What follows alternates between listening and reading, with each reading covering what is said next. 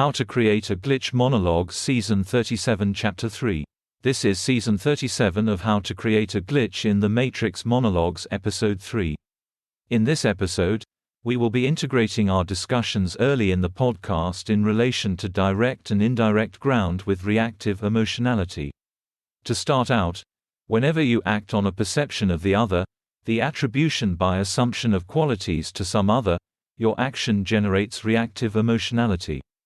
To explain this another way, imagine that every thought that you have about another, which assumes something about who they are, results in reactive emotionality.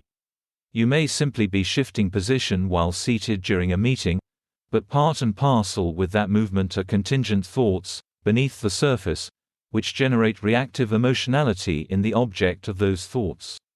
It is truly rare to have a thought which is not oriented around some other or the self.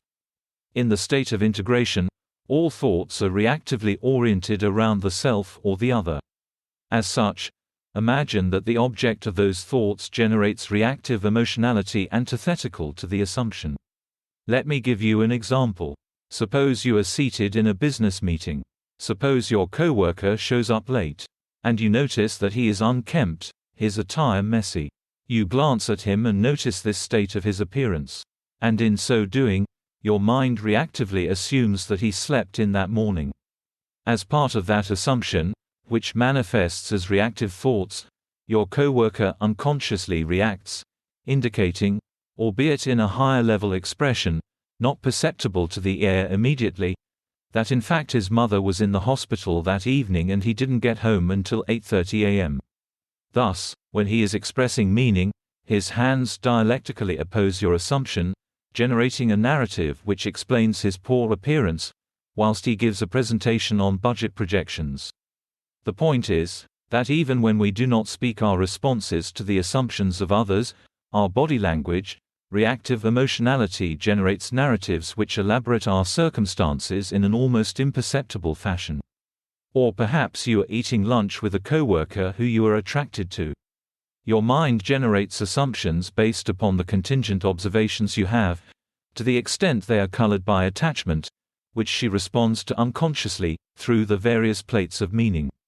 In other words, our reactive emotionality is frequently entangled in our physical responses, which manifest dual narratives through multiplicity.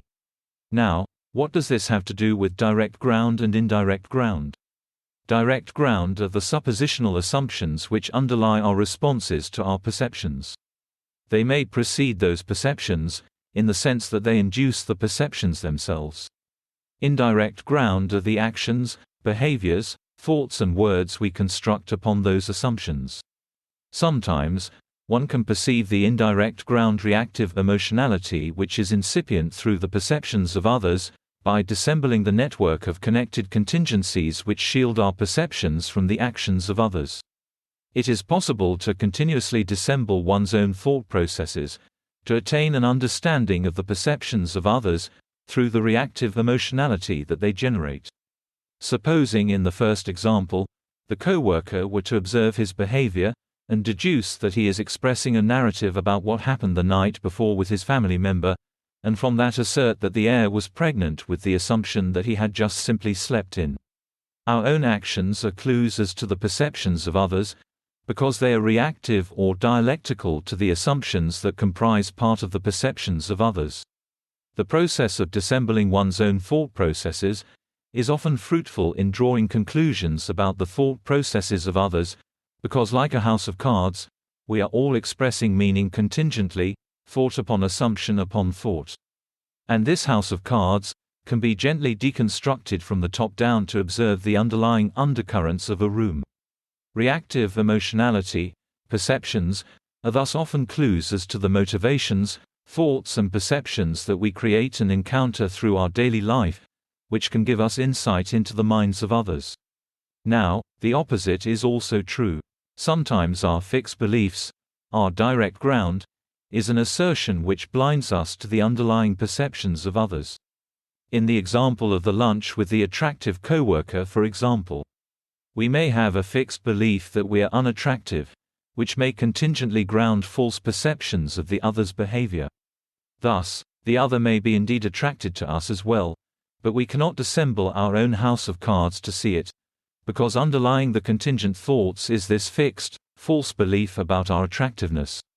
Thus, our direct ground, our assumptions about ourselves can ground reactive emotionality, which becomes difficult to dissemble in the face of clear signals from the other. That's the end of the podcast for today.